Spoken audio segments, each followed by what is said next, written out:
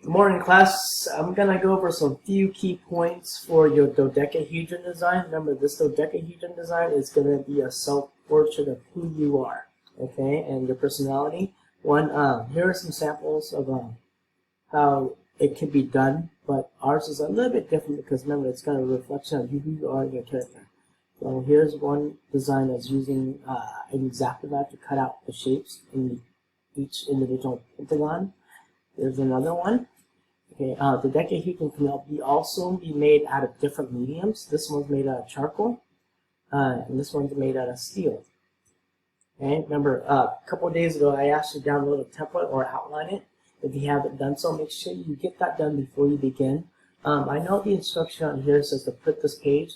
Remember, during instruction to 1B, that is to design your images first before you go on to number 2. Okay? I'll give you another demo on how to fold and glue these shapes together once we get to that stage, okay? But here's a project that was done from Brian during first period. So here's a couple of the rubrics that we're including on his design. And I'll go over that in a little bit, but remember, you're going to apply everything you learned from the dodecahedron project back in August to this dodecahedron. Okay, so here's a sample of what it could look like.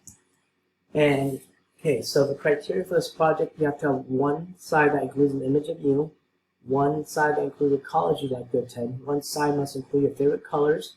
You have to draw shapes using organic or geometric lines, okay, and then you fill in your favorite colors. And the other criteria is to have a symbol to represent a profession you wish to pursue. And then this one right here, so basically these two are the same, but maybe you can come up with 2 different symbols, that would be great.